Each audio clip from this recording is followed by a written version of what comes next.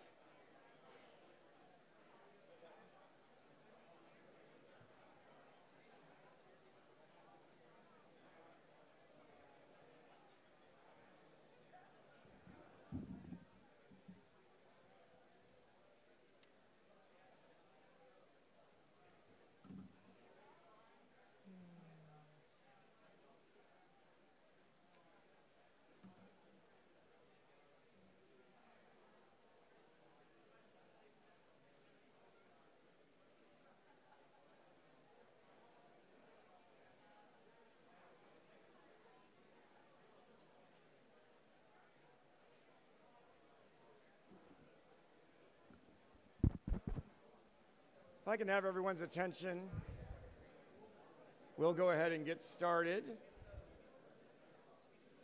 Thank you. Good afternoon, everybody. I'm Brian Tremont. I'm the managing partner at Wilkinson Barker & Nauer and the chair of the Telecommunications and Media Practice Group of the Federalist Society. I want to welcome you all and thank you all for joining us both here in the room as well as on the live stream around the country. I also want to take this opportunity to encourage folks, practitioners as well as law students, to join our practice group. We do a lot of interesting programming in this area, and you would very much be welcome to join us. I also would be remiss if I did not thank Dean and Erica, who do such an amazing job with the Telecommunications Practice Group and all the practice groups at the Federalist Society. So thank you for your support for making today possible.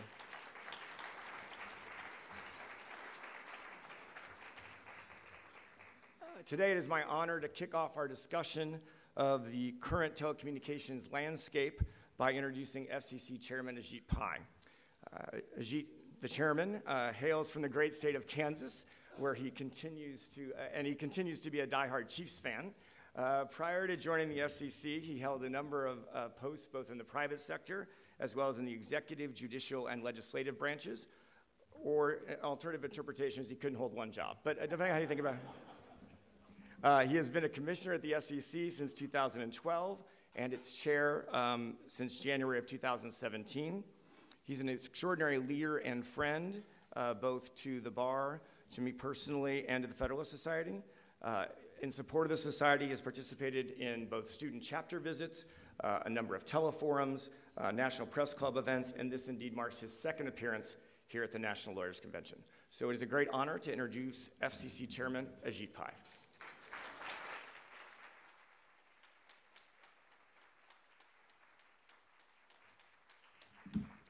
Thank you so much, Brian, for that kind introduction, notwithstanding the fact that you briefly channeled my mother and her constant concerns that I just can't keep a job for more than 2 years. But I did introduce her to Judge Judy, so I think I'm clear for the next couple of years at least. I also want to note the unfortunate passing this morning of Oscar-winning screenwriter William Goldman. Mr. Goldman, as you know, was the screenwriter behind some of the greatest films of all time, All the President's Men, Butch Cassidy, and one of my personal favorites, The Princess Bride. And as an homage, there were many ways I was thinking about kicking off my remarks. Inconceivable, or my name is Inigo Montoya, you killed my father, prepared to die. Instead, I thought I would just stand before you for the next 60 minutes and try to deliver the classic line, marriage. Marriage is what brings us together, but in the interest of time, though, I'll try to speed things up a little bit. I also want to recognize one of the legends of the bench and a tremendous public servant, Judge Jerry Smith of the U.S. Court of Appeals for the Fifth Circuit. In addition to being the first employer for my law school roommate, he also was the employer of our current general counsel at the FCC. He also celebrated his birthday recently, belated happy birthday. You only turned 29 once, so I hope you make it count. And thank you for moderating the panel, which is to follow. And thanks as well to the panelists who are just spectacular. They have forgotten more about this field than I'll ever know, so I'll probably just end up vamping for the next 15 minutes. Anyway, to the prepared remarks, much to my staff's chagrin, I've been ad-libbing thus far. It is great to be with you at the Federalist Society National Lawyers Convention. Now, the theme of this convention is good government through agency accountability and regulatory transparency. And that's exactly what we've been aiming to do at the Federal Communications Commission over the last 22 months that I've had the privilege of serving as the chairman. For example, the FCC now publicly releases drafts of the items that we're going to be voting on at our monthly meetings, at least 3 weeks ahead of time. Now, that seems like a common sense step to most average Americans, but it is actually quite radical. Before I became chairman, the FCC had refused to release these drafts publicly. Instead, the commission had to pass an order before the American people could see what was in it. And we have changed that, I think, much to the better. To say the least, I think it would be scintillating for you to hear at length the various process reforms we've introduced in Part 47 of the Code of Federal Regulations to improve accountability and transparency. But the Solons at the Federal Society have given me a different charge to give you an overview of some of the big substantive issues that we're working on at the Commission. The panel to come is going to dive into some of the legal issues that are involved, so I will focus on instead what the FCC is doing to promote American leadership in some of the most promising sectors in the digital economy. And in particular, I'd like to talk about next generation wireless technology and the space industry, which some of you may be surprised has key tie-ins with the FCC. Now, before getting into the specifics, I thought it would be helpful to walk through some of the first principles that inform and guide my approach to the job as FCC chairman. First off, I deeply believe in the importance of regulatory humility. History has shown us without a doubt that markets deliver far more value than preemptive regulation, and that a competitive free market is probably the most powerful force we have for driving technological innovation and producing consumer benefits. The public interest, in my view, is best served when the private sector has the incentives and the ability and the freedom to create and to invest. And instead of micromanaging markets, I think that the government should eliminate unnecessary regulatory barriers that can stifle new discoveries and services. And in particular, the government should strive to minimize regulatory uncertainty, which can deter long-term investment decisions. Now, talk of regulatory red tape may seem small bore and a bit cliched at this point, but just this past week, my former law school professor, Cass Sunstein, published an op-ed that does a great job of illustrating the scale and the costs of this challenge. Meeting the paperwork burdens imposed by our government annually requires 9.78 billion, with a B, hours of labor every year. That's over 1 million years, at an estimated cost of $215 billion. So streamlining government regulations isn't an ideological position or luxury. It's an imperative that serves our public interest. Now, returning to this notion of regulatory humility, I also believe that we should be skeptical towards preemptive regulation of new technologies, rules that try to predict market failures before they actually occur. Instead, I believe that a careful case-by-case approach to evaluating new technologies is more likely to maximize consumer welfare in the long run, give innovators a chance to create, and allow case-by-case enforcement after the fact. This is the best way to secure technological progress and consumer protection at the same time. Now, let me talk about how we're trying to put these principles into place, starting with our work to promote 5G wireless technology. For those of you who don't live, sleep, eat, and breathe telecom policy, which would probably guarantee your sanity, 5G is the next generation of wireless connectivity. And it promises dramatic improvements over 4G LTE, which most of us know. Well, how dramatic, you might ask? Think of speeds up to 100 times faster, if not faster than that.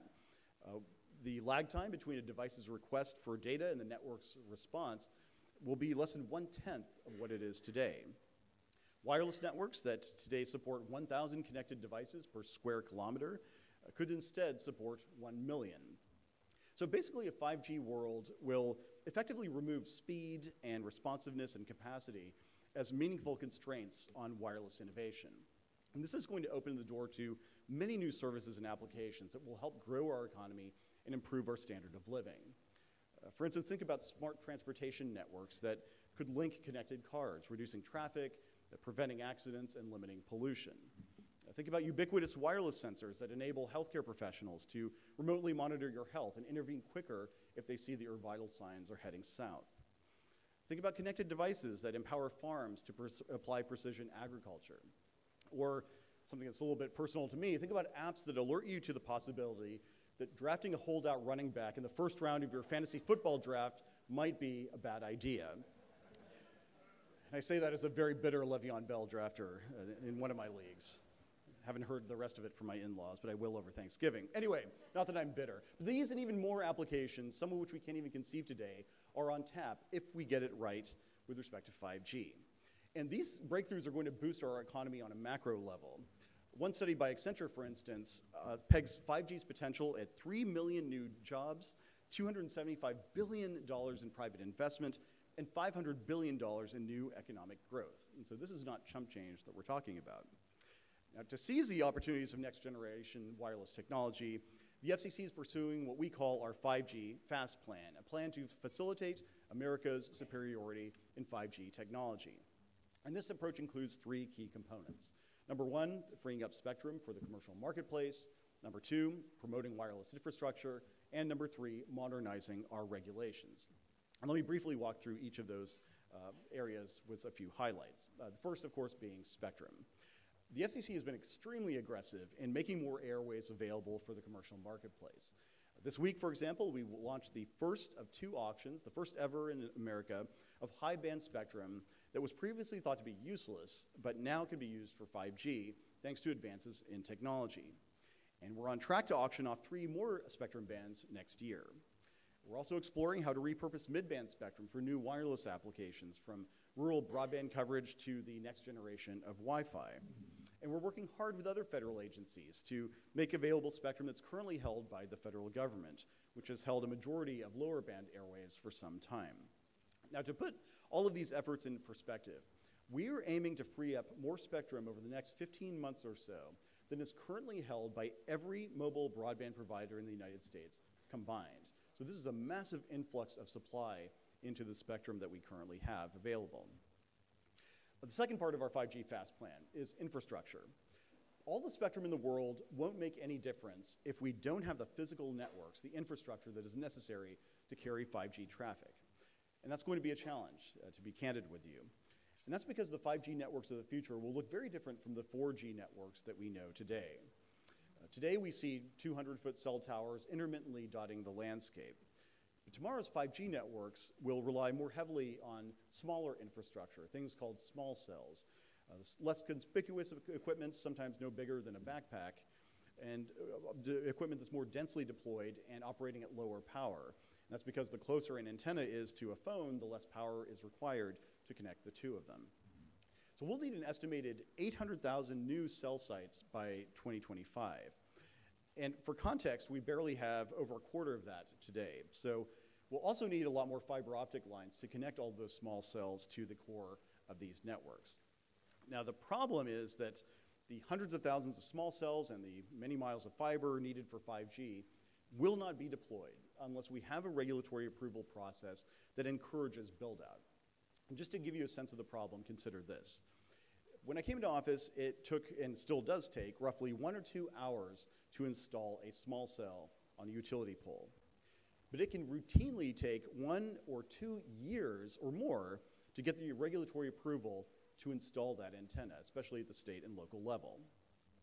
Another short-sighted problem is short-sighted local arbitrage on fees. Siting fees per small cell can be as low as $50 in a forward-thinking, investment-friendly place like Phoenix, Arizona, but it can be as high as $5,000 elsewhere. And those fees can quickly add up and deter investment altogether. And so that is why the FCC has modernized its wireless infrastructure rules and why we will keep doing so. Earlier this year, we reformed our environmental and historic preservation regulations to make clear that small cells do not have to jump through the same regulatory hoops that would apply to a 200-foot cell tower. In this September, we approved an important order promoting 5G infrastructure. We set a reasonable 60-day shot clock for cities to rule on small cell siting applications, and a reasonable time limit on siting fees, limits that allow localities to recover their costs. So that's spectrum and infrastructure. That takes me to the third leg of the 5G stool, which is modernizing our regulations. As you might have heard, the FCC has been pretty busy revising or repealing outdated regulations to promote investment in the wired backbone of these 5G networks.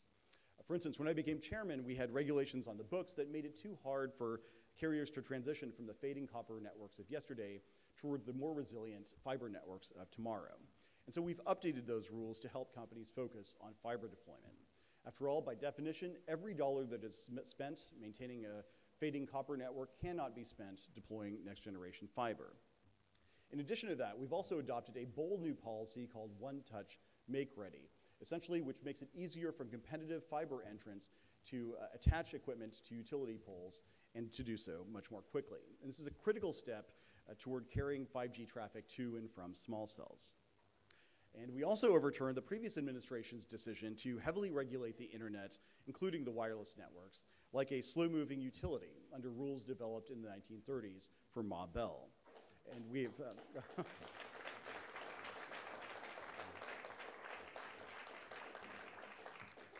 And we have replaced that with a consistent national policy for broadband providers, one that protects the free and open internet we all love and encourages infrastructure investment.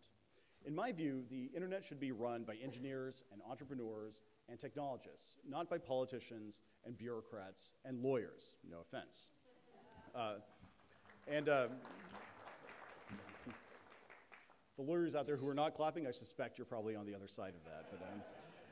But I'm happy to report that our policies are working. For example, amidst the prior administration's regulatory onslaught, infrastructure investment in broadband declined in 2015 and 2016, which is the first time we'd ever seen such declines outside of the context of a recession.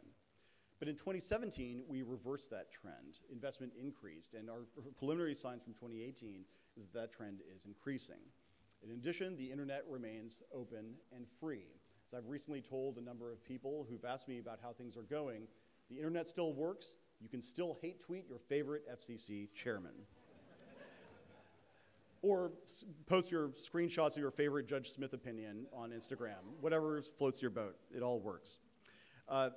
So now I'd like to shift gears a little bit and talk about the main thing the FCC has been focusing on this month, which is not something that people think naturally of when they think of the FCC, and that is space, the space industry in particular.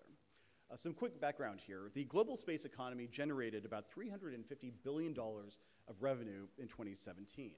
And the biggest share of this sector by far is the satellite industry, which accounts for about 75 to 80% over time.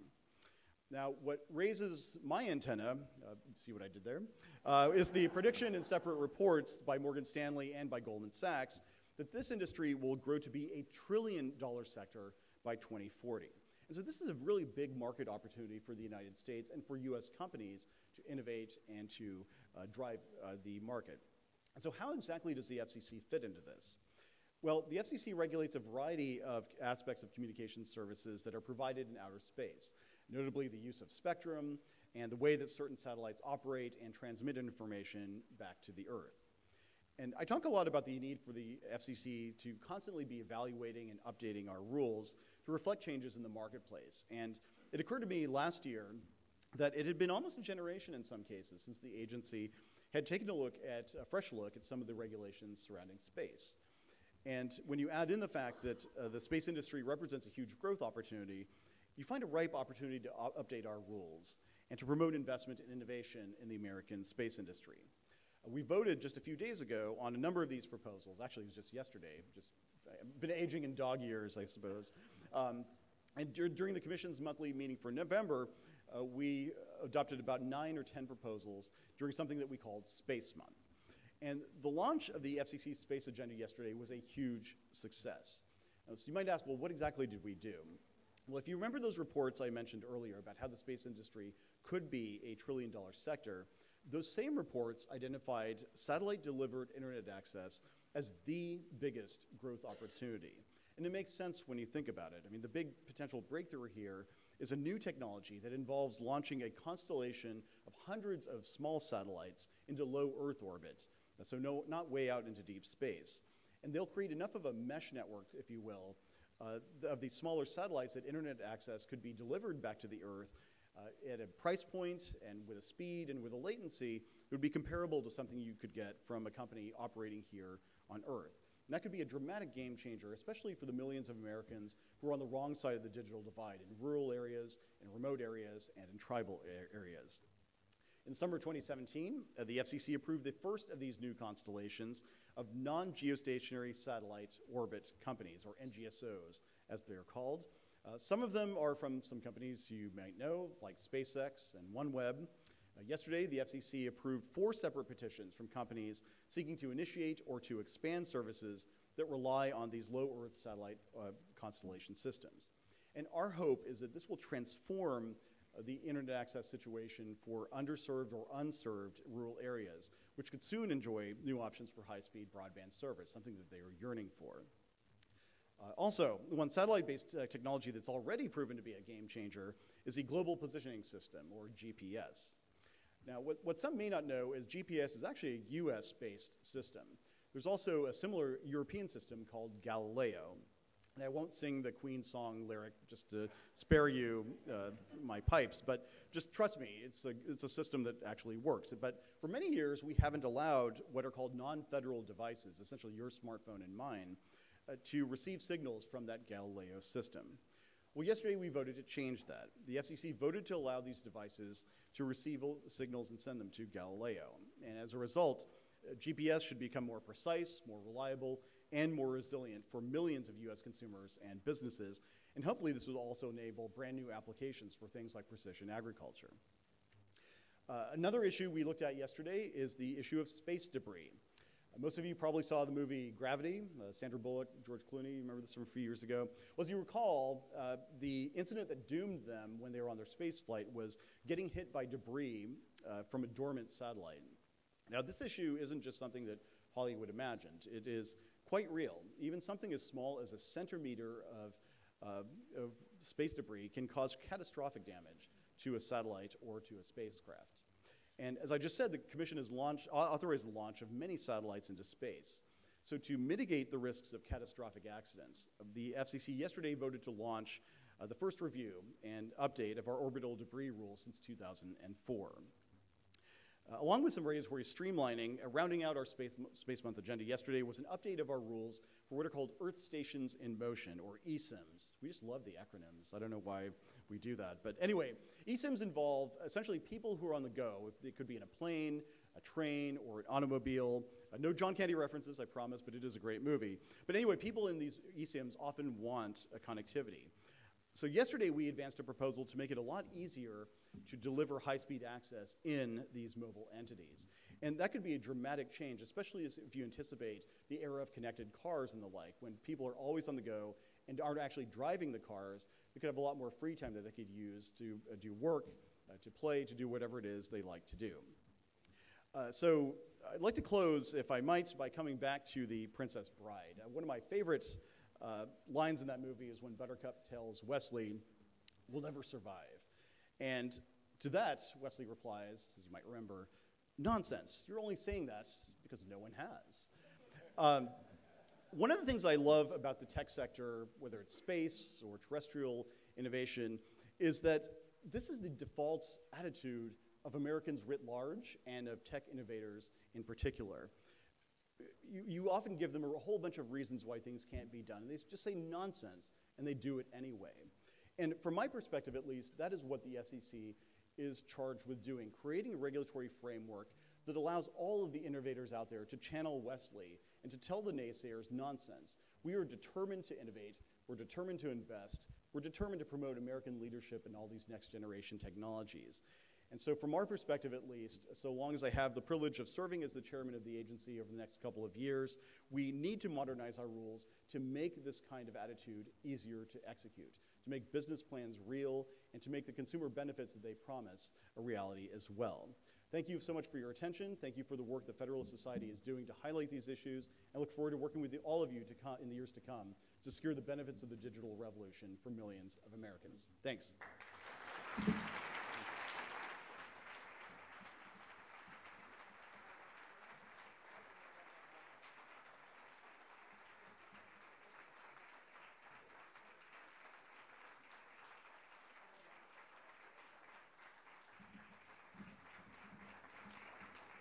Thank you, Chairman Pai. I would now like to invite up our panelists as well as our moderator, is the panel will be reacting to Chairman Pai's remarks, as well as engaging in a broader discussion of the issues facing the sector. So with that, it is my honor to sort of reintroduce Judge Jerry Smith on the Court of Appeals of the Fifth Circuit, who will be moderating our all-star panel.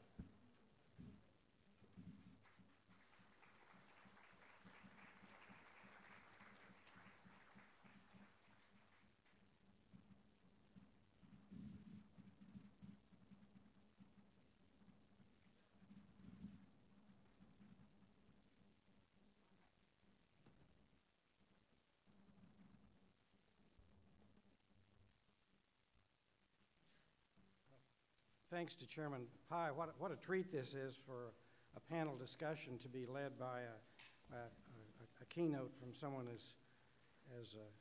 as distinguished as he is. This is a great way to launch our panel discussion, and we have a fantastic group of panelists here to discuss all of the things that Chairman Pai mentioned to us, as well as other aspects of telecommunications. So our topic is about as broad a topic as I could possibly imagine. It's called Telecommunications and Electronic Media, the current landscape of telecommunications law. That's not very restrictive, and I look forward to the insights from each of our members of the panel.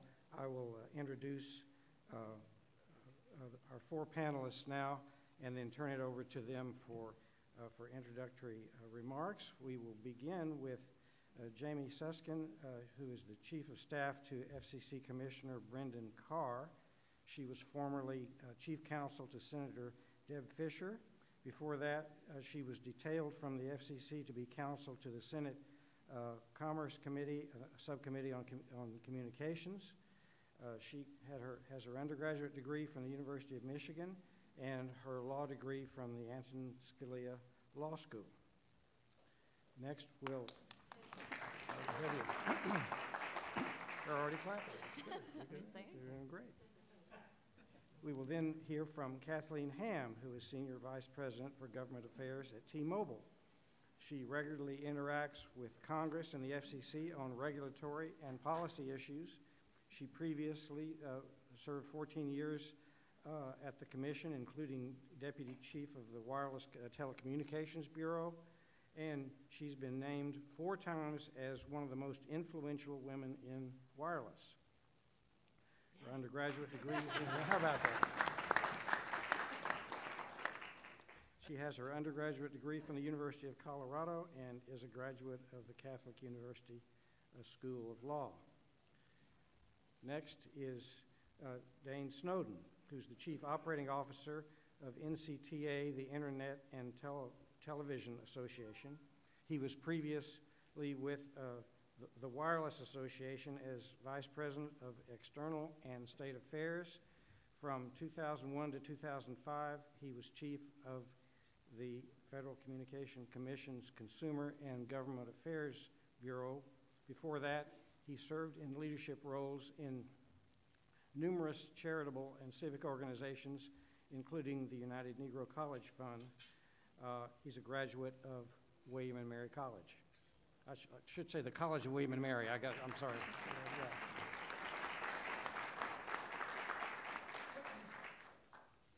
And our final panelist is Nwala O'Connor, who is President and CEO of the Center for Democracy and Technology, a nonprofit that's committed to advancing digital rights.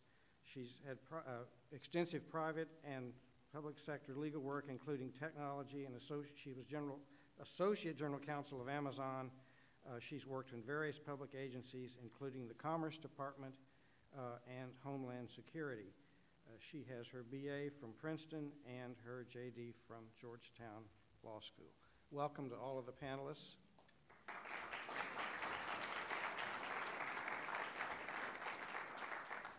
Jamie Suskin. Thank you. Good afternoon.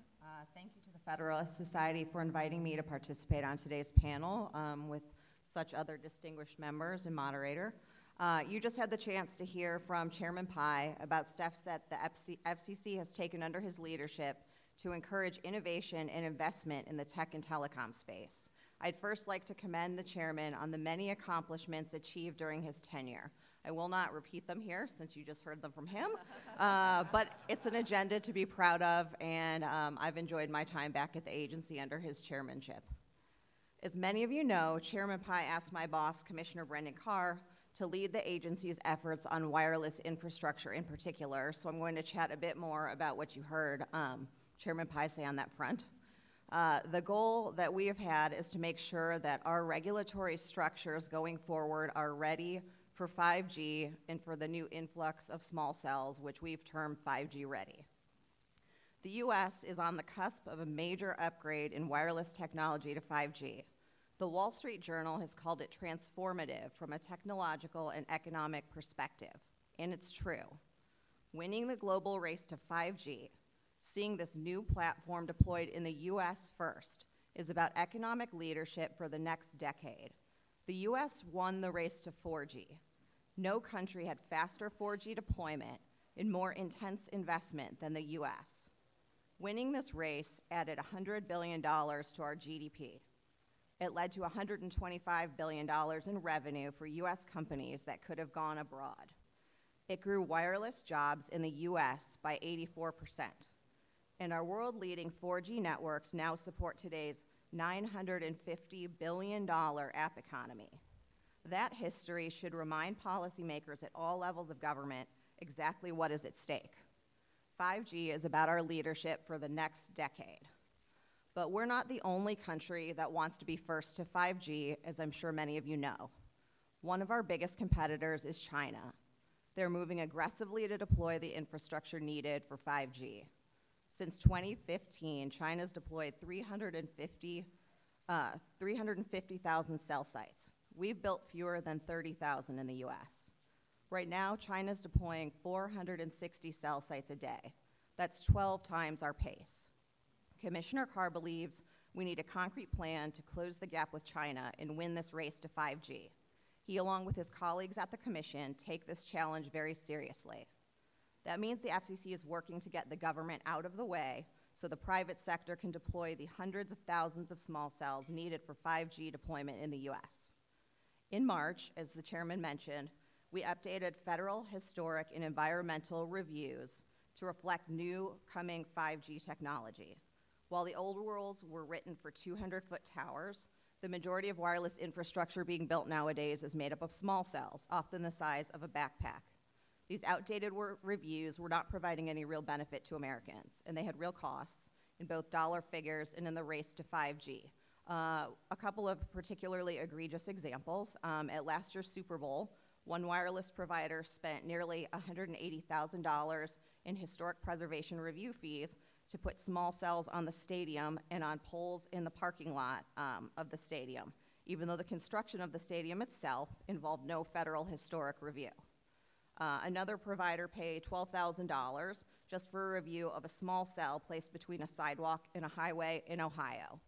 There's countless examples like this. Our record is full of them, so we knew that something had to be done. The FCC stepped in to fix that broken federal review process, and we held that small cells should not go through the costly and lengthy reviews designed for 200-foot towers. And we're already seeing results. That decision alone cut $1.5 billion in red tape, and one provider reports that it's now clearing small cells for construction at 6 times its pace as before. So this is great progress, but there are still challenges. The FCC, for a long time, has heard from mayors, local officials, and state lawmakers who understand the economic opportunity that comes with next-gen networks, but they worry that the investment dollars needed to deploy those networks will be consumed by the high fees and long delays imposed by big, must-serve cities. They worry that without federal action, they might not see 5G. So in September, the FCC built on the many smart infrastructure policies championed by state and local leaders. We ensured that every city is compensated for its costs in reviewing and approving small cell deployments while putting guardrails in place to address these excessive fees. We updated our shot clocks that have long applied to local reviews to account for the lower impact of new small cell technology. And we ensured that local governments can take reasonable aesthetic considerations into account when reviewing small cell deployments. These policy changes will equate to about $8,000 in savings per small cell on top of the $10,000 in savings from our March decision on federal historic reviews. It's expected to stimulate $2.4 billion in new small cell build-out, and that new investment is enough to cover $1.8 million more homes and businesses with 5G, 97% of which are in rural and suburban communities. That means that next-gen connectivity will not be limited just to places like New York City and San Francisco. It will come to places like Pensacola, Florida, and Sioux Falls, South Dakota, which is a win for everybody. This means that all Americans, no matter where they live, will have a shot at next-gen connectivity. So thanks again to the Federalist Society for hosting this panel today, and I look forward to taking your questions.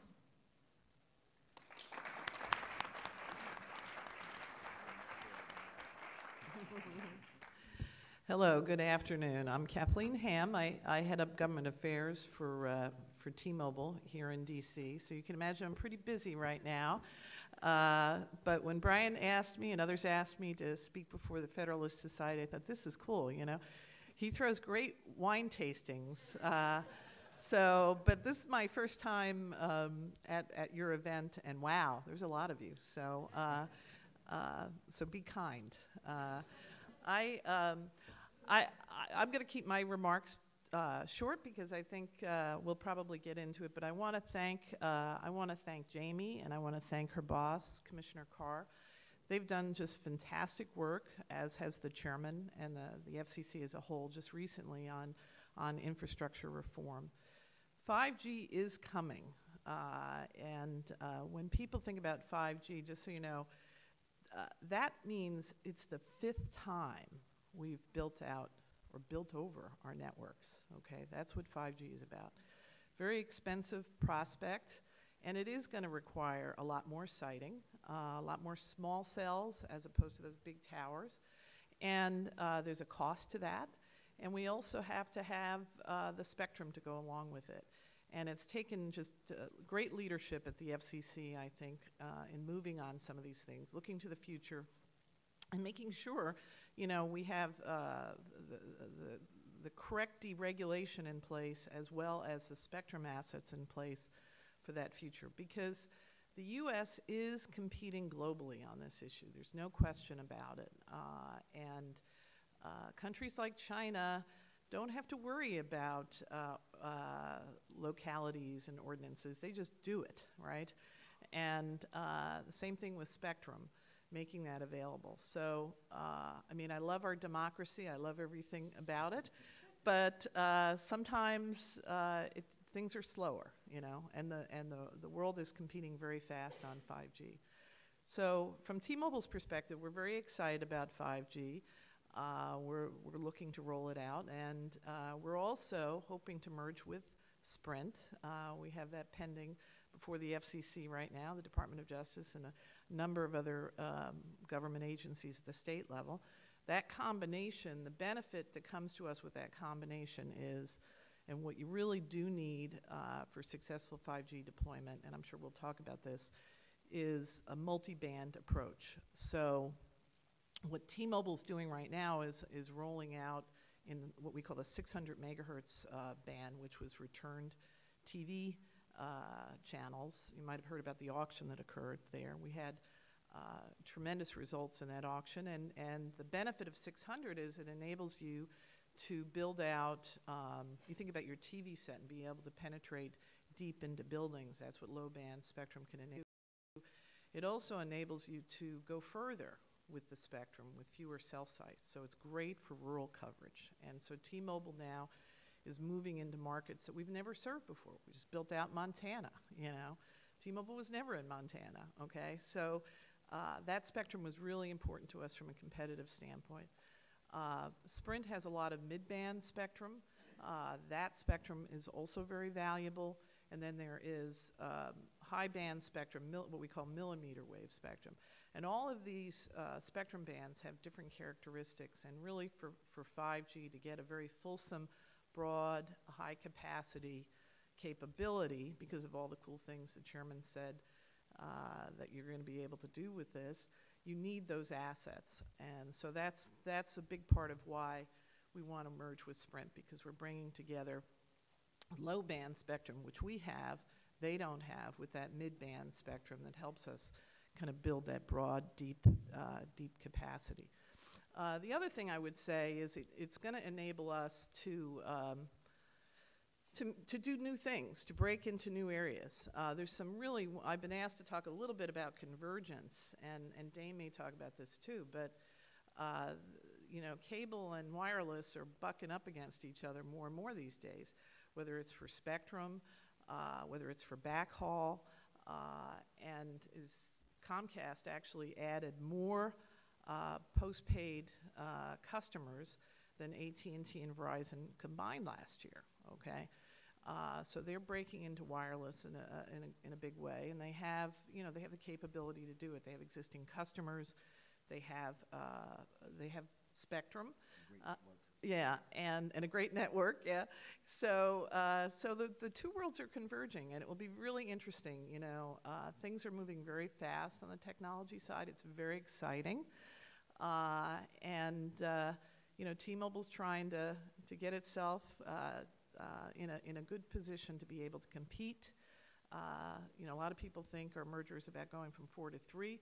We see it as going from 2 to 3 because we want to be a stronger third competitor to AT&T and Verizon for certain, and also to Comcast and Charter and Altice, all of whom filed in our merger docket, by the way, which was interesting, you know, as they enter this space.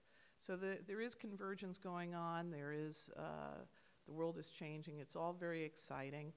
And I'm very pleased with what the FCC's been doing, both in terms of trying to create the right incentives for investment, try to create the right incentives to deploy more spectrum in the marketplace, and some of the infrastructure reforms that they've been doing. So more to come on all that, and I'm happy to join the conversation.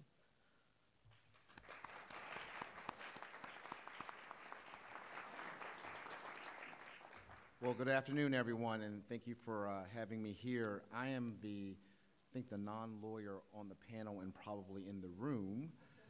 So I thought of my favorite quote from Princess Bride, and it is, "Life isn't fair, it's just fairer than death." Picking up where Chairman Pai left off, I would say that on behalf of the Internet and Television Association, the NCTA, we support and applaud what he's doing in terms of openness, transparency, and the collaborative approach that this commission has taken with our industry, I think with Kathleen's industry as well.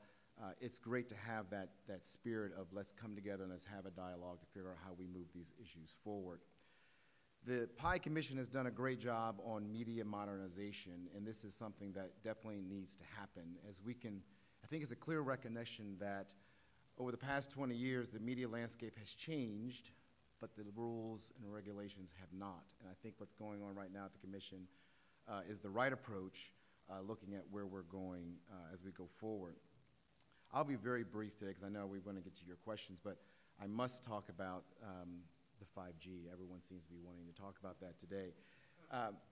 And as I think T-Mobile and the wireless industry, they build out their 5G plan, we will continue to work hard on building the key infrastructure we need to get us to where we are now. We have about 7% of our companies offer a gig to their consumers, and we're quickly going towards a 10 gig world.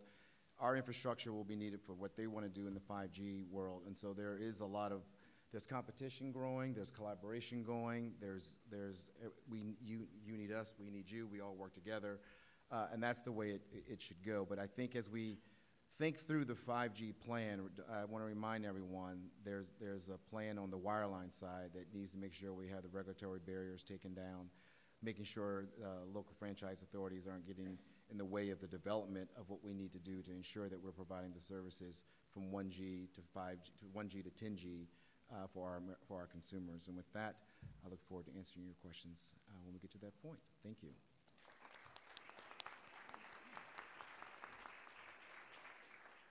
Dane, that was remarkably brief. I'm not sure I'm going to be able to beat that. And I was thinking, I've got lots of Princess Bride cred, but my favorite quote is, "Have fun storming the castle." That might make sense given where I work now and what we do. But thank you to Judge Smith. Thank you to our beloved Brian Tremont for the invitation. I'm delighted to be back here again. It's been a while since I've been with you.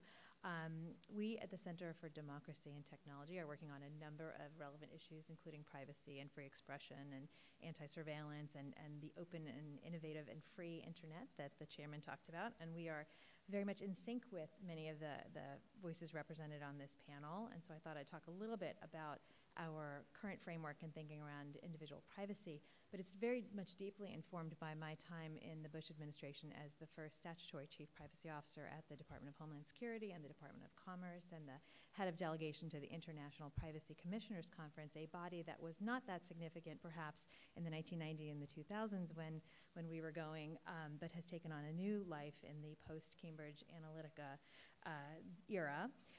And trying to explain to the rest of the world what the United States' framework is on individual privacy. And it's not to say we don't have one. We certainly have a good one. It's a sectoral approach.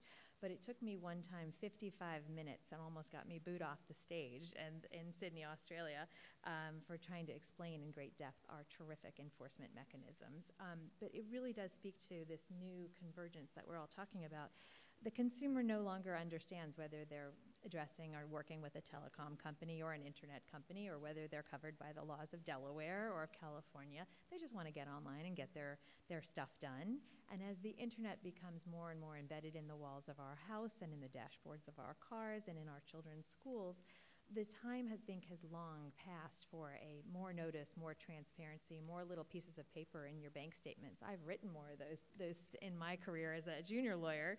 I like to say I'm the Mark Twain of privacy policies, but that's not a workable solution anymore, given the speed and the efficiency that we all want to see from a company perspective or from an individual perspective. So I think these are exciting times. I mean, we're certainly thrilled by the interest our corporate partners and the current White House have shown for a simple and actionable, an easy to understand for both the smallest institutional actor and the largest framework that can both respect the rights of the individual and allow for a robust and vibrant internet in the years ahead. So a single clear standard, one that's across all industry sectors, one that creates an open and level playing field.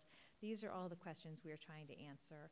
And then what really matters? What matters to the individual? And we've kind of congealed around two words I want to leave you with, and one is immutable. The data that I cannot change about myself, whether it's my fingerprint or my iris scan or my DNA, perhaps deserves a higher level of protection in the internet age. The most intimate of our details, those within the curtilage of our homes and our family lives, also probably just deserve and require additional scrutiny and additional protections, both from a security and a privacy standpoint. So these are the sorts of questions we're trying to answer, again, across in civil society and corporate America, and create a better and more durable solution.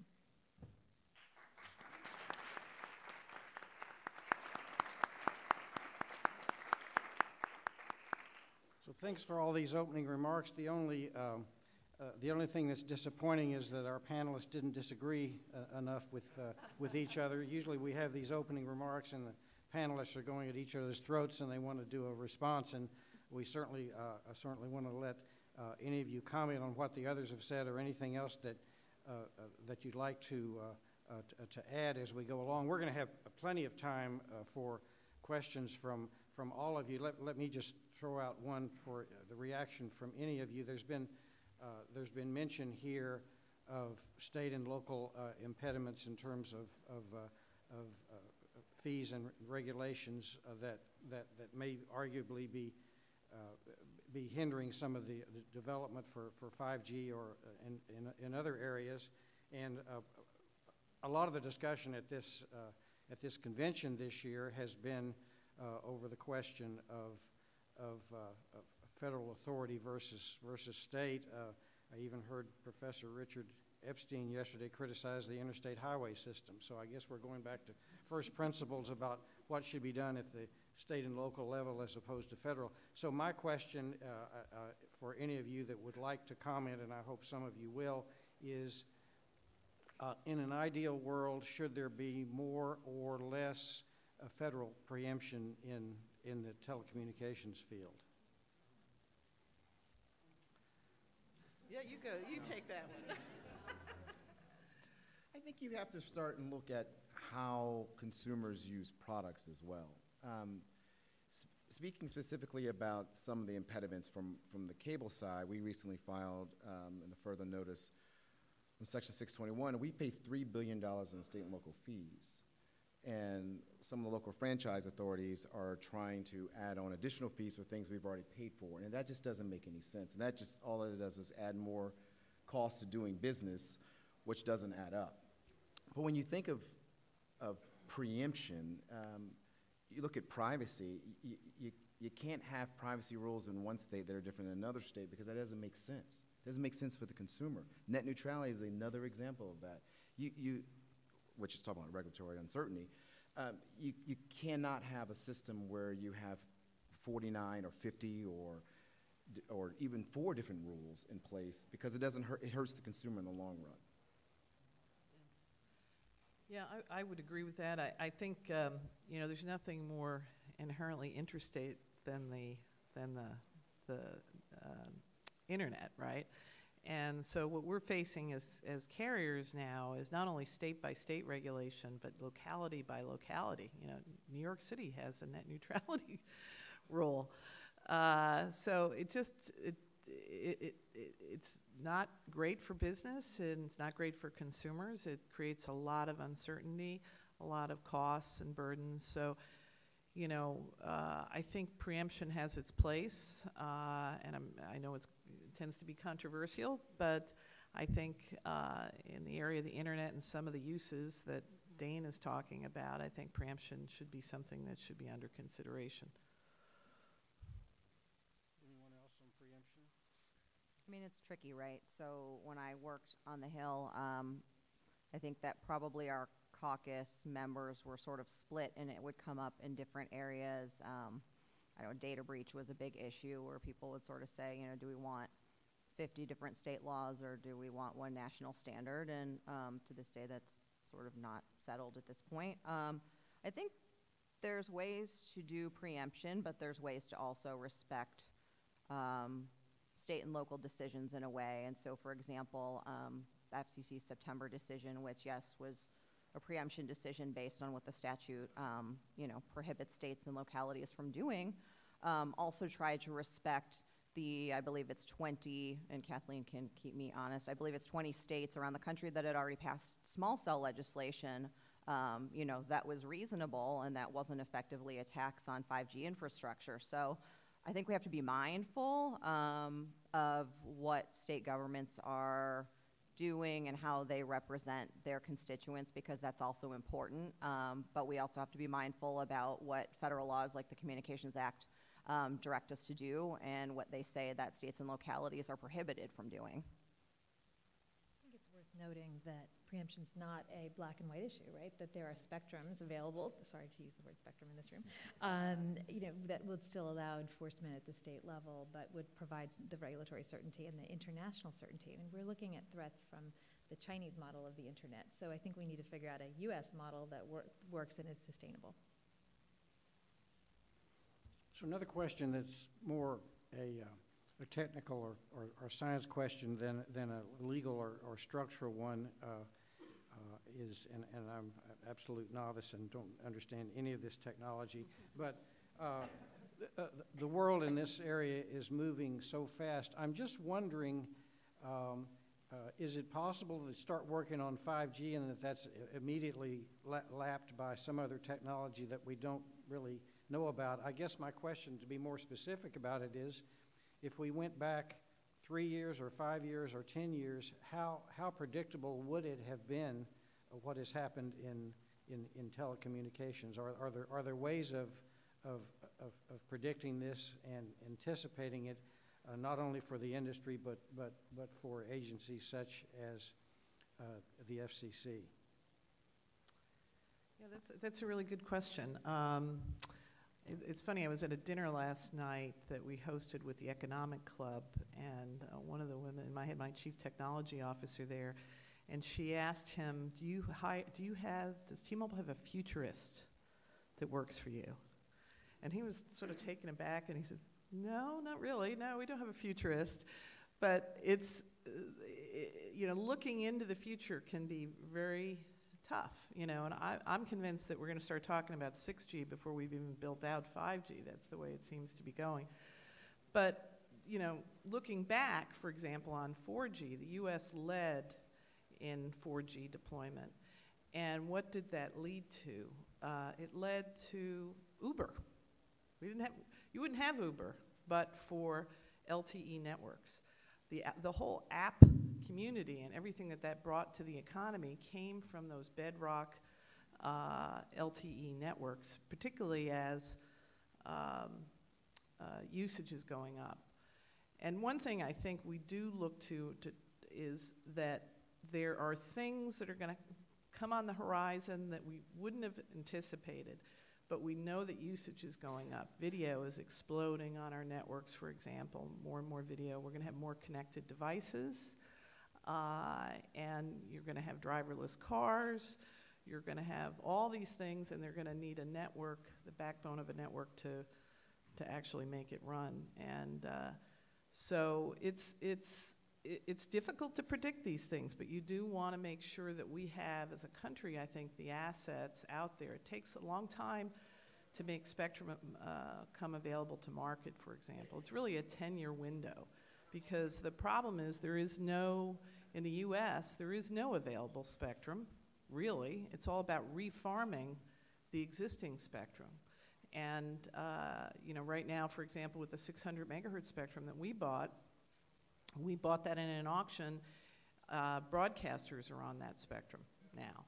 And T-Mobile's been actively clearing them and moving them to other frequencies, or some of them have chosen to go dark. So that is a process. And so whether you're clearing broadcasters or you're clearing federal spectrum, that takes time.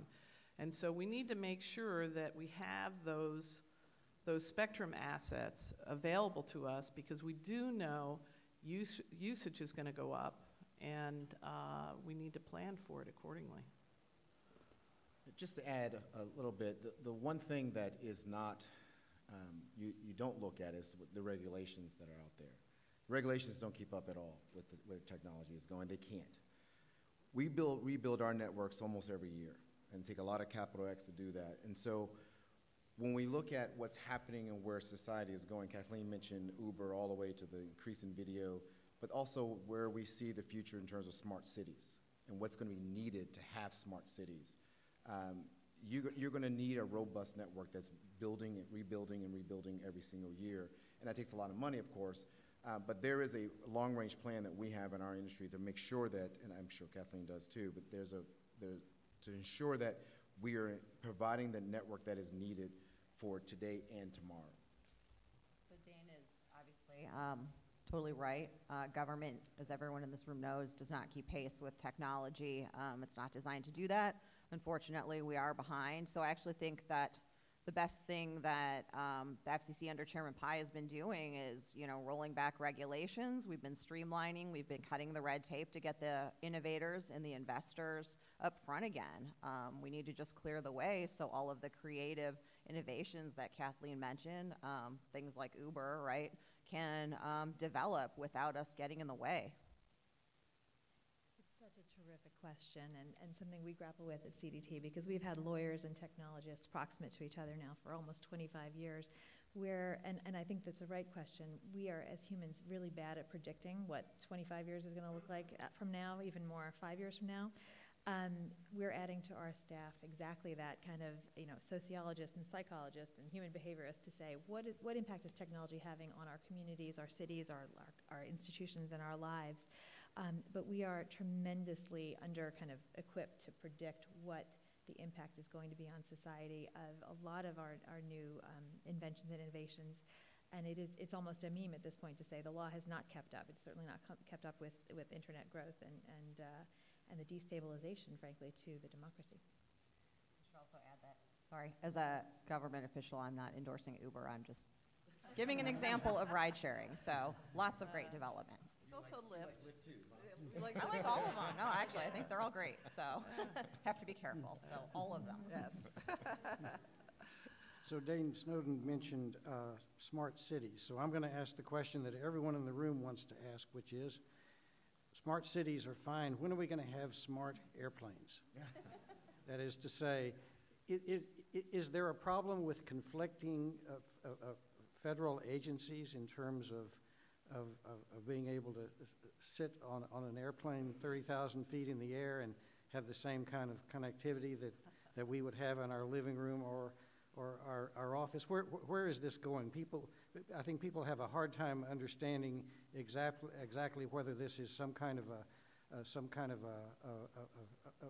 a risk-averse bias to improvements in connectivity on airlines. Is it jealousies among federal agencies? What's everybody here flies, and so I'm just wondering what's going to happen and what's the answer? I wish I had the answer. I may turn to Jamie, see if she has any comments. But I can tell you from when I was at the FCC, when this issue came up of connectivity on the planes, particularly voice calls on planes, I think I found myself on the third level of hell dealing with this issue. And this is, you've never seen flight attendants and the Flight Attendant Association so angry before in my entire life. You know, we all want to stay connected, and it's something, I spend my life on planes as well, and I use the GoGo, whatever it's called, GoGo in flight. Yeah. Which doesn't work. Half the time it doesn't work. Even if you want to pay for it, it doesn't work. Go ahead. I think the technology is getting better and better every day, and I think we'll be amazed in time as it goes. But it's a lot of it is federal agencies, and a lot of it is just what consumers themselves want. I'm sidestepping that. I have no basically. update about snakes on a plane, Yeah. I'm sorry to say.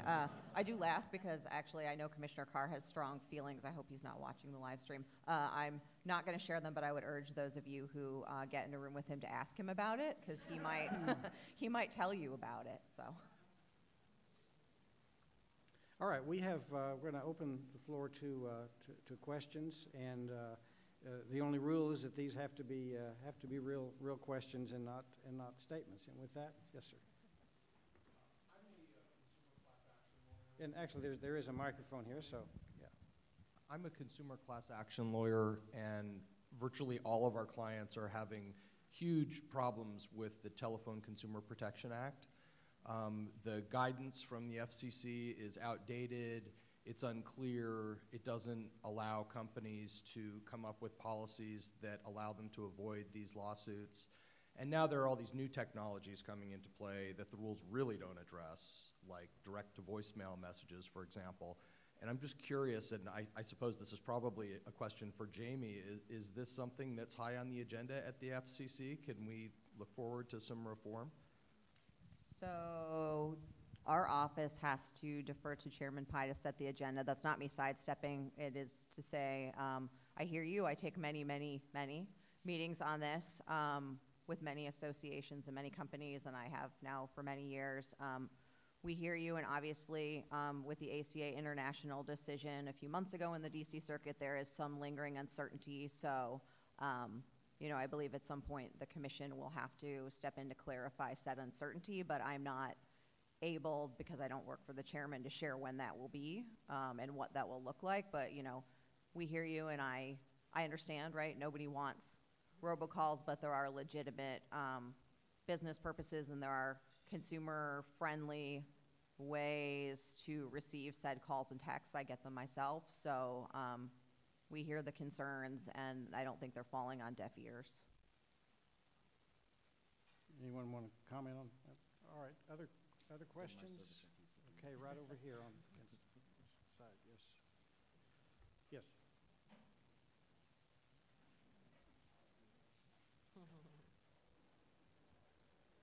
Hi, I am not a lawyer, so you're not alone. I am, however, an engineer, and I work for a company that makes products. And so my question, I think, is more directed towards Jamie, and that has to do with harmonization of standards. So if we make a product that we need to get permission from the FCC for the US, and we do that exact same product with similar but yet different rules for like Europe and again for other countries. Having to do the exact same thing 4 different ways makes it relatively expensive. We're talking tens of thousands of dollars per country. So in the idea or the vein of trying to relax some of the standards, how closely is the FCC working with other countries to harmonize standards so we can do the test once and ship to multiple countries rather than having to do it over and over and over again? So I will fully admit to you that this is not an issue that I've heard too much about. We have excellent staff in our Office of Engineering and Technology that deal with questions like this, and I don't want to refer you to them to make this sound like I'm not listening, but they're actually very, very good, and so I think that they would be the proper people to address an inquiry like that, and to the extent that this is something they don't know about, I think they'd probably be open to hearing your concerns and chatting with you about them. Just to put a plug for my industry, we have Cable Labs, which is based out in Denver, and they do a lot of these standards to look at definitely in the U.S. and also beyond. So I'm not sure what field you're looking into, but I would point you in that direction as well.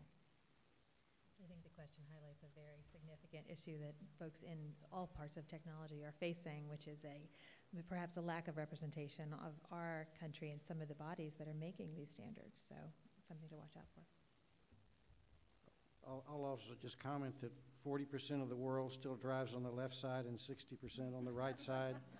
And if you take your electric shaver to Europe and plug it in, it'll melt. So, I mean, I'm not sure that it's fair to lay that blame on telecommunications. Questions? Yes. Does anyone have a proposed solution, short-term, that also works in the long term to protect individual privacy in the electronic communications world? Yes, we do. Huge question, and I'm sure each of you will have some salient comments on privacy, what's happening. So the Center for Democracy and Technology has advocated for omnibus federal privacy law in the United States for all of its 25 years of existence. When I was in the Bush administration, we worked on this. When I was at General Electric and Amazon and DoubleClick and a number of other companies, all support some measure of baseline harmonized standards for all of the reasons that we've already discussed here. A lack of certainty not only for the consumers but for companies in the United States, and the growing lack of harmonization worldwide on these standards. So we have a draft bill, and actually we'll be introducing it in the next several weeks. We've been working with companies, including some represented here, other members of civil society, academia, and a number of members of Congress. It will put some limitations on onward transfer, secondary use, and third-party transfers of data. And as I said, it will discuss issues of both the intimate and immutable details of human existence. So with any more than that, you'll have to come to some of our meetings. We've made the point on privacy over and over again that no matter what happens, and we want consistency with everyone. So it has to include the entire ecosystem. It doesn't make sense for a regulatory agency or the Congress, or whoever it might be, to put rules on, say, our industries, and then leave the back door open with the big tech. It does not add up. Consumers don't go online that way. We've even seen one of our companies, Charter Communications, has gone as far as to say that they would even support an opt-in strategy for data. So we are being aggressive on this issue. We think it's a very serious one. We think consumers are much more aware of this than they were before. But what I think gets lost is the whole ecosystem, not just one segment of it. And we have to have the whole ecosystem for this to work. Yeah, I would totally agree with that. And I think consumers really don't know. They don't understand, what's the carrier versus what's the tech piece on the privacy, and I do think there needs to be a holistic approach to privacy. And, California just passed a very comprehensive and, frankly, very burdensome privacy law that I think has forced the tech community in particular to rethink their positioning on privacy. And so, I'm hopeful that maybe, we'll see federal legislation in this space too, because I think it's needed. And this is also an area where, I'm sorry, Jeannie, this is also an area where the Federal Trade Commission plays a significant role, or can play a significant role, because they have jurisdiction over everybody in this particular area. The FTC has certain jurisdiction, but the FTC is an area that should look at this issue, and I believe they are starting to look at this issue as well. So yeah, I will second the FTC mention. So as Chairman Pai mentioned, and you all know, last year, we repealed the 2015 net neutrality rules that had been put in place by the Wheeler administration. And sort of as a corollary to that, through various legal finaglings, the FTC now has its rightful spot back as my boss would say, the premier consumer protection agency in the country, rightfully so. So, I think from the FCC 8th floor perspective,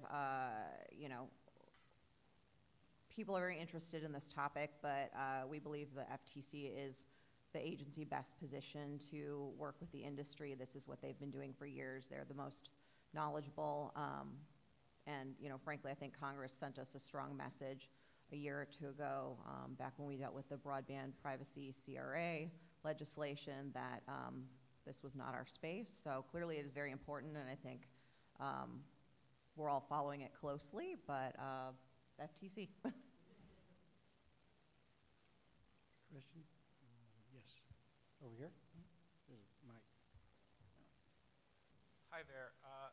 I was wondering if some of you could speak to the issue of the European Union aggressively pursuing U.S. companies, such as, for example, trying to apply the right to be forgotten to worldwide tech searches, to worldwide internet searches, as well as trying to levy fines on worldwide revenue. What do you guys think the appropriate private and public sector responses are to that? Well, I'm happy to start with that. We are deeply concerned about the right to be forgotten framework in Europe. CDT's other half of the House, in addition to privacy, is freedom of expression and First Amendment issues. And the idea that one can delete one's own history, including truthful, accurate information about yourself. We've already seen in the metrics about who has required or requested those takedowns of Google and other search engines. It's been mostly people of privilege, people with the money to make those requests, people with the time and the resources, and high-level members of governments who want things embarrassing to their reputation erased. We certainly also don't want private sector actors to become the librarians of history. So we're very concerned about putting the burden and the onus on private sector actors to engage in censorship that would really be troublesome, certainly if it was engaged in by government actors as well. I think the speech issues that we deal with and the speech issues that confront companies of all kinds in the coming decades are going to be among the hardest for the internet community. And you've seen just in recent days Facebook saying it's not going to go back into China because of the concerns around free expression and privacy requests from the government. That's sort of a moot issue since they're currently banned in China, but it's still a good statement. And so, these are the hardest. And the move kind of away from traditional notions of the First Amendment in our own country is a concerning trend as well. All right. Let's see.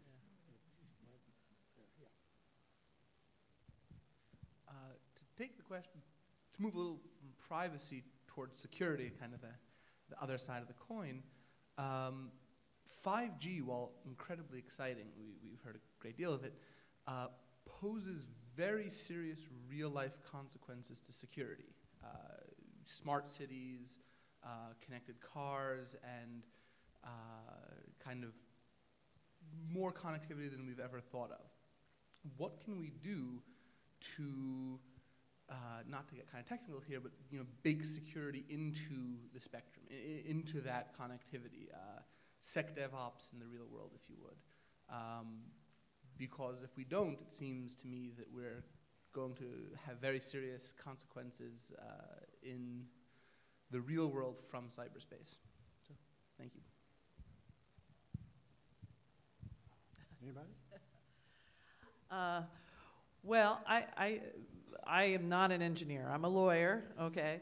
But I do know in the standards process around 5G, some of those issues are being taken into consideration. And you're right, security is really important. There's a lot of overlap between security and privacy in these areas.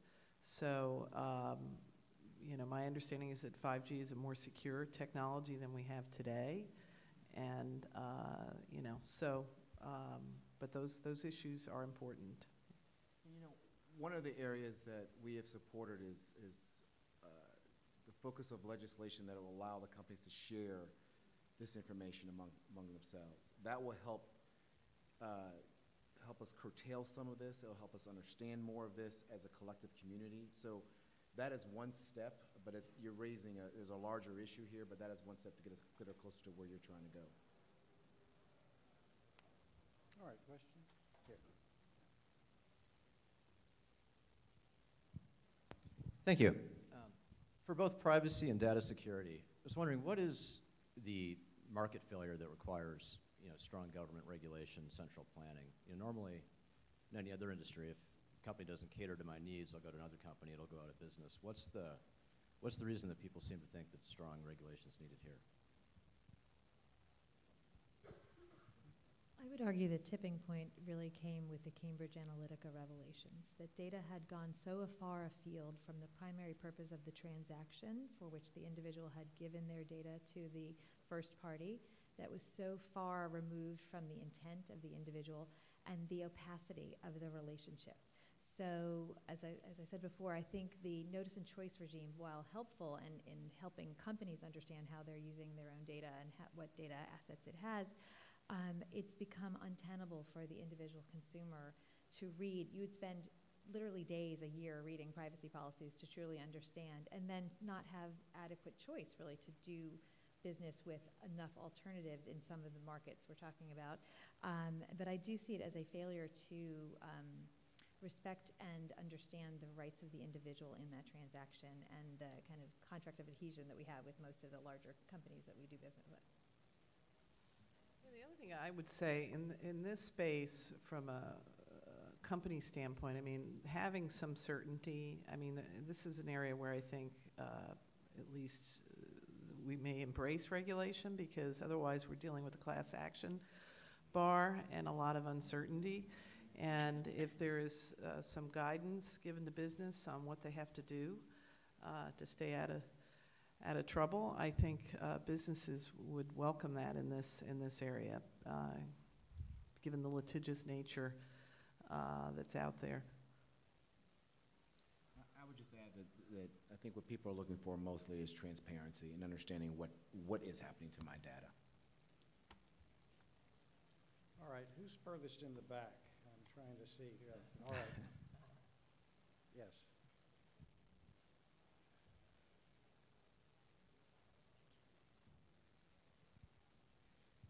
Good afternoon. This question is more for Ms. Suskin. Yesterday, Mercatus blogged about an interesting case involving microsatellites. There was a company that had applied to the FCC. The FCC turned them down. There were some issues. They thought it was corrected. They then, because it was taking too much time, they went to India and launched the satellite.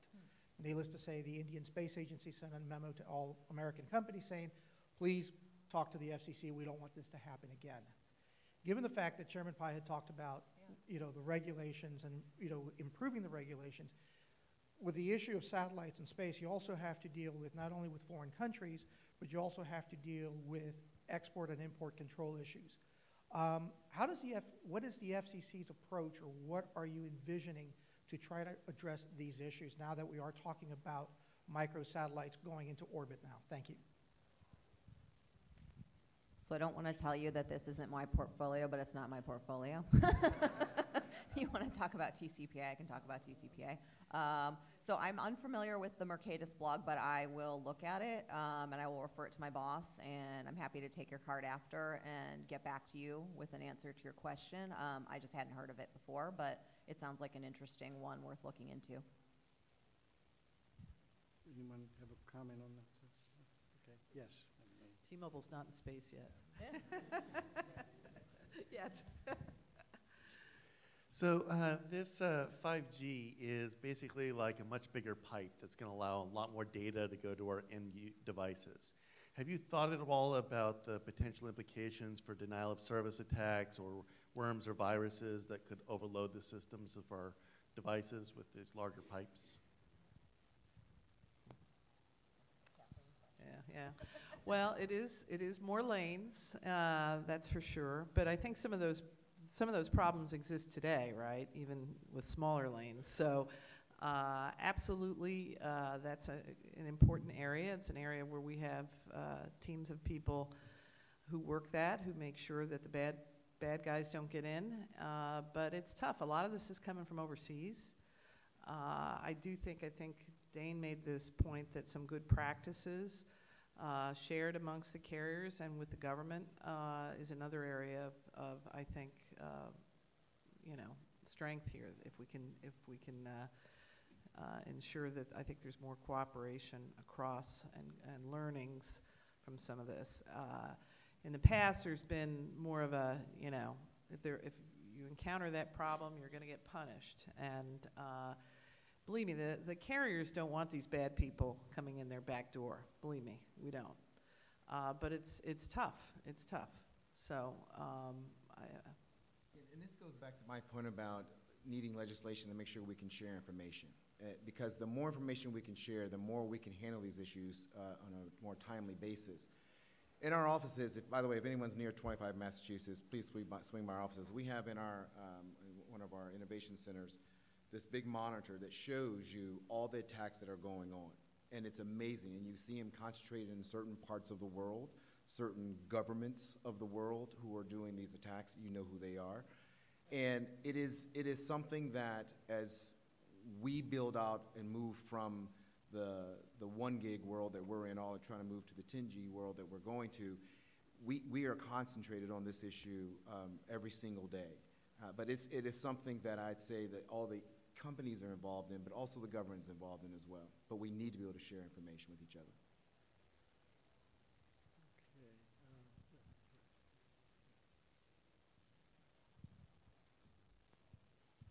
So my question is something of a complement to the questions about cybersecurity, and that is, would anyone like to speak to hardening of physical infrastructure? And that could be something as, kind of out there as EMP, or something as relatively common as hurricanes. A few million cell phones lose signal, that's an inconvenience. A few million autonomous vehicles lose signal, and that could obviously be much more significant. So Commissioner Carr actually went, I guess it was 2 weeks ago now, down to the Florida Panhandle following the damage from Hurricane Michael. And what he saw, I think, was astounding, just the level of damage. And he was able to spend some time with some of the providers that are on the ground and trying to get the networks up and running. I will refer you to, he put a Medium post out that sort of shares his thoughts in more detail. But one observation that he made, and he reiterated yesterday to some members of the press, was dealing with basically line cuts when the networks are being restored, that there needs to be better coordination between the telecom providers and the electric utilities, so you don't get your telecom network back up and running and then by mistake an electric utility comes and cuts the line, because we do actually see that with various hurricane situations. I understand that was a problem down in Puerto Rico last year during the horrific hurricanes they had down there. So I think that's something he actually would like to look into further. Not to say that there's regulation needed, but to the degree that we can help with coordination or help people figure out what's what, that's something that he mentioned is important. Yeah, I would agree with that. I mean, from our experience in the Panhandle there as well, I think a lot of these cell sites have to be connected to electricity, and we do have backup power, but having better coordination with the utility companies, I think, would be helpful. A lot of times, and it varies. I mean, it's utility by utility, depending on the location. So there are some good practices out there. I do know that from T-Mobile's philosophy on this, that we look to work with the other carriers during this time. Numerous occasions we've opened up our network to roaming. There's a lot of good practices out there across just the carriers helping each other, and there's a lot of benefit to that. So I'm not sure, regulation is the solution there, because you want to make sure that the carriers are incented to use the very best practices, and sometimes regulation is not going to deal with the next new thing that's out there to solve these things. So there are a lot of, CTIA has an industry pact, if you will, to deal with these sort of things, which the carriers have all signed up to help coordinate and work with each other on disasters. But we don't have the equivalent of that with the utility companies, and that's kind of a gap. I understand that Chairman Pai is looking into the wireless resiliency framework, correct? Yeah. Yes. Yeah, and so my boss is interested in following that and sort of seeing where that goes. So. All right, right here in front.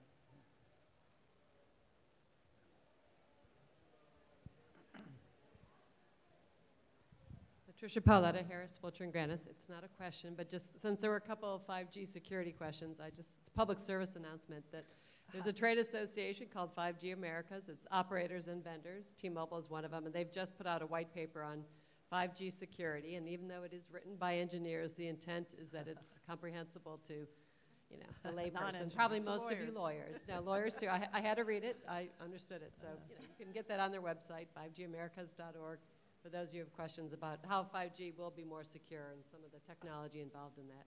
Oh, that's great, Trish. Yeah, that's great. Yeah. Anyone else toward the back? I just want to be sure I see hands back there. All right, this gentleman here. Does the advent of 5G effectively end the net neutrality debate? And I want to premise that by reminding us of the fact that we're going to be enjoying far greater access to spectrum bands that were not available in the past for 3G and 4G, and the exceptionally higher speed internet that we're all going to be enjoying. So will carriers like T-Mobile and others even need to throttle, even need to block abusers of bandwidth? Will you need to have fast lanes and slow lanes and paid prioritization? And if not, is there any argument left in favor of pro-net neutrality side? Well, just to be clear, we don't throttle and we don't block, okay? So we do manage our networks, and you're right, you had limited capacity based on, and look, everybody's network is different. We're using different frequency bands. We have different spectrum in different locations. We have different number of cell sites. And so this is the real difference, actually, between a wire and a wireless on some level, because our networks are constrained by those assets, And if you have a situation where you have a lot of people highly concentrated, we have for T-Mobile, like in New York City, I think we have cell sites literally on every block in New York City. We may have multiple cell sites in every block in New York City. And we need that dense network because there are a lot of people using, thank God, they're using our phones. So, that is something that Spectrum helps. It definitely does help. And I think some of the technologies leading to more spectral efficiency help too. With the handsets are getting better, the technology is getting better. Whether it will mean that we don't have to manage our networks anymore in terms of the use of that spectrum, I don't think so. I think it will still. But again, I don't see those as blocking and throttling. It's when you're in a congested cell site and everybody gets on, you sometimes have to limit the availability we call it prioritization, so that everybody gets on. It's like I like to talk about, the food line, the all-you-can-eat food line, and one guy comes in and eats all the food, and there's nothing left for anybody else. That's what we call good network management, to make sure everybody gets some food from the table. So anyhow. Just to be clear on from the ISP point of view, we don't block and we don't throttle either. I just want anyone to be confused by that.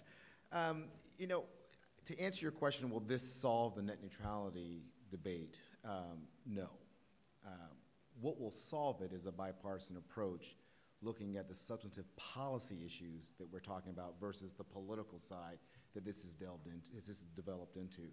That will help solve this issue. We need something, and I think we as you all as lawyers and we all as consumers, we need something that will survive a regime change no matter which regime that is. It is time. This issue's been going on for close to 20 years. I've had 3 different jobs and the same issue, and we're at the exact same result. And so that's what we need to have. It's time for us to actually roll our sleeves up, stop making this a political issue, and focus on the policy issues of how we go forward. No one's into blocking and throttling. That isn't good for anybody. We're into making sure that consumers have the resources and the services and can enjoy the internet the way they want to. Question? Thanks. My understanding of blocking and throttling is that if these companies were willing to do that, then it would help break the advertising duopoly that's currently held by Google and Facebook, who do a fair amount of their own blocking and throttling to control what consumers see first and foremost when they get online. I think Wall Street Journal reported that between Google and Facebook, something like 98%, or at least more than 90% of advertising revenue gets channeled to those companies. And it seems to me that if someone was interested in promoting a product or service and they had an effective alternative to Google and Facebook that could be provided through blocking and throttling, for instance, giving a consumer a slight discount if they traffic one media website instead of another media website, or other creative solutions, is it possible for Google and Facebook to be challenged through intelligent and consumer-friendly blocking and throttling strategies if someone were to choose to want to do that? I have no idea, but I'm going to be very clear. We're not in the business of doing that. We don't want to be in that business, and that's not something we will do. You're right about the stranglehold they have on advertising, but it is not our goal as an industry, and I think I can speak for Kathleen and CTIA as well, to get in the business of blocking and throttling consumers. All right. Further questions? Yes. Is there any plan or active ideas about liberating spectrum that's currently in the hand, that's currently underutilized? We talked about TV earlier. There are some other bans, or is there other active approaches that would allow spectrum users to use it in a broader way? Some spectrum bans have very strict regulations about how they can currently be used. Are there some active measures that are being talked about to create some more flexibility within particular bands? Yeah, I mean, spectrum management, that's a big part of the FCC's function, and NTIA that manages the federal portfolio. But yeah, I mean, I think right now, for example, I'll pick on the satellite industry. Satellite industry doesn't always make good use of its spectrum. Maybe it needs to rethink that. And maybe there's some efficiencies that can be brought there. A lot of federal spectrum. I mean, T-Mobile went through the AWS Advanced Wireless Service auction back in 2007, I think it was, and we bought a bunch of spectrum that was occupied by the federal government, and we spent 2 years clearing that. I was sort of shocked at what the federal government was doing with some of that spectrum, just in terms of the types of technology. They're using a lot of analog technology, for example, that is a real spectrum hog as opposed to digital. And so some of that, you know, I think the challenge with the government spectrum use is, you know, it takes funding oftentimes to transition them to better technology, more efficient use. And, you know, we had, in that auction, we had some money set aside for the federal government to do that, and it was a win-win in the sense that they were able to transition to oftentimes to some much better technology, much more spectral efficient technology. With the broadcasters, likewise, they're being repacked, and as they've gone to digital, they need to use less spectrum. So technology definitely helps to solve some of those problems. But it's very valuable stuff, spectrum, that people are sitting on, and they don't often easily want to give it up, you know. And this is where the FCC comes into play and tries to, I think, give them a little bit of a nudge. Congress several years ago adopted incentive auction authority for the FCC, which is what enabled them to do the 600 megahertz repack with the broadcasters, which was they get some payment for giving up their spectrum. And a lot of these folks are people that got the spectrum for free, but paying them to get off of it's, I think, a benefit because it frees that spectrum up for newer and better uses, frankly, things that consumers are demanding. So, I mean, you would have heard Chairman Pai at least allude to some of the active proceedings we have ongoing at the Commission to free up both mid-band and high-band millimeter wave spectrum. I think he mentioned that yesterday the Commission launched the first auction of millimeter wave spectrum, which is thought could be used for future 5G uses. So that, the administration at the agency is definitely thinking about this. It's a very high priority, I would say, for them. As far as the government users, I know we coordinate with NTIA closely. There was an interesting bill, doesn't mean I'm passing on whether it's good or bad, that came out yesterday. Senators Lee and I think it was Senator Markey that would require federal agencies to basically put a value on their spectrum holdings. It's a concept that's been around for a while. We sort of fought about it when I was a Senate staffer. It's very interesting, so it might be something worth looking into a little more.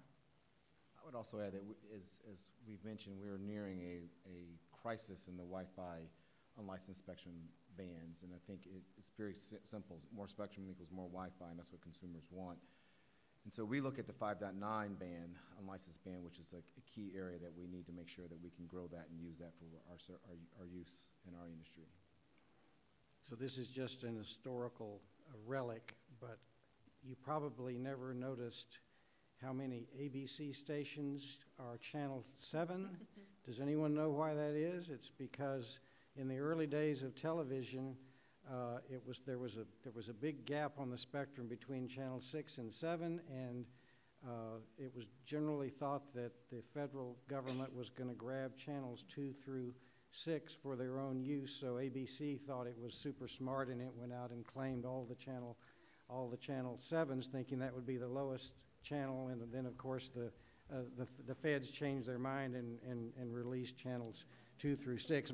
I'm sure that some of you here on the panel know more about that than I do, and you can correct me if it's wrong. And the feds also reserved UHF channel 37, which nobody ever used. It was supposed to be for national security, and it was totally wasted for decades. So these things go on and on and on, and they never get fixed. Any other questions from anyone? So I'll invite it. Oh yes, I'm sorry. Go ahead. Right over here. For a long time, rural places have lagged with the different technologies we've talked about. I'm interested in what each of the panelists think the future looks like for rural places, especially as rural America gets less populated and even more rural than it is now. I'm really glad you asked that question, because that's one of the reasons why we wanted that 600 megahertz spectrum. As I said, it makes it more affordable to build out in rural areas. We also are very excited. Again, I'll put another plug in for my merger, but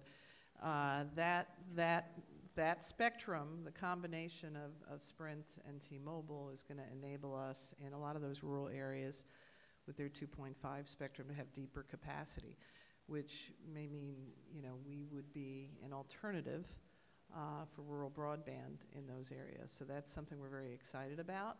We put some really good data into the FCC record on that.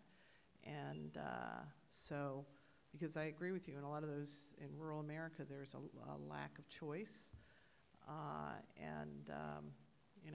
wireless is a really good alternative, I think, in rural America.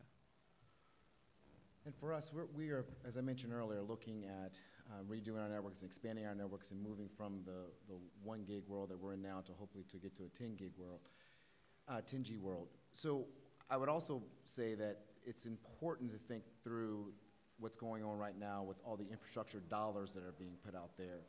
And there's a lot of talk about how to use those monies, et cetera. Our goal is to make sure that we use them where there is no service, not where there is some, but where there is no service, and that'll help solve some of that issue as well.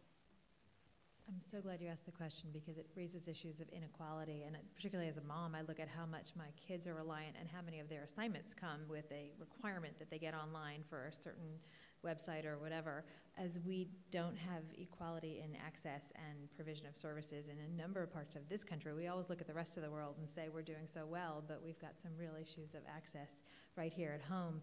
We've really got to think about whether we're going to end up with a two-tiered system of kind of access to the internet. I actually feel very optimistic about where we're headed.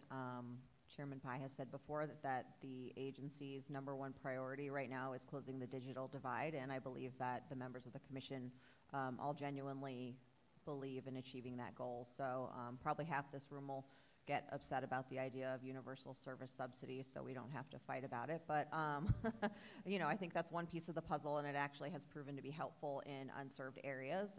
We recently concluded an auction that will give about $1.5 billion to further deploy in unserved areas. So I think that that is a good step in the right direction. Another piece of the puzzle, which my boss feels strongly about, and I've said here today, is just streamlining our regulations, removing the red tape, and you know, letting the innovators do what they do best. And I think we are seeing results.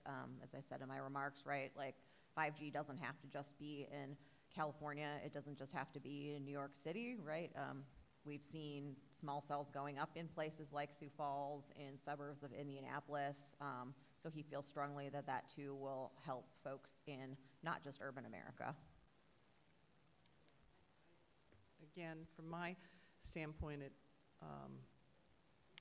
it's very expensive to cover those areas. And you can do it with government subsidies. But you can also do it with private investment if you have the scale to do it. And that's what our deal is about, okay? So it's about doing it through private investment. We have a couple of minutes left. If any of the panelists have anything that hasn't been touched on or any kind of response that you'd like to make to anything that's been said or anything that we've left out. If not, and if there are no further questions, then, well, it's all right, go ahead. We have time for just one more, I think, so that's fine. Sorry, this might be a little off from what we've hit on so far, but I'm wondering from like a consumer privacy and information perspective, I'm thinking of the issues where you have like microphone access to your phone where people are thinking that their microphone access is off, and then suddenly an ad pops up and they're in the middle of the Himalayas and they had no service to have any microphone access. So where do you see this issue? Is this an issue of like the apps themselves, and where do you see the accountability coming in this area? Wonderful to end on that topic because I'm thrilled. I'm thrilled by all the excitement about privacy, and it really, as it moves inside the curtilage of our homes and into the most intimate parts of our lives, we've got to have some rules of the road for good actors, for good corporate actors, and for individuals to know what is going to be used about them, and what, not only the data that is collected, but the decisions that are made about them. So what you see online, what you experience in the world. You know, there's certainly a theory that the internet is to blame for the decisions we make politically in this country or in the rest of the world. I don't think we can give the internet actors all the credit. There's plenty of information coming to us from television and radio and the like, but I think all actors in the ecosystem have to behave in service of their customers and in service of the democracy, and so those are the issues we're working on. I happened to work on the Amazon Echo when I was at Amazon. I'm happy to tell you offline all of the secrets of how it works, but no, I'm kidding.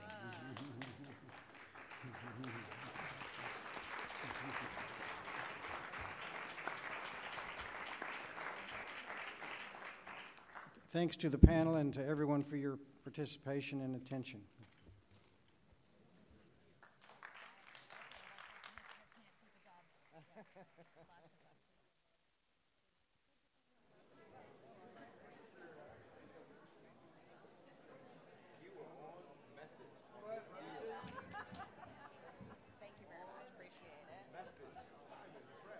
wondering who's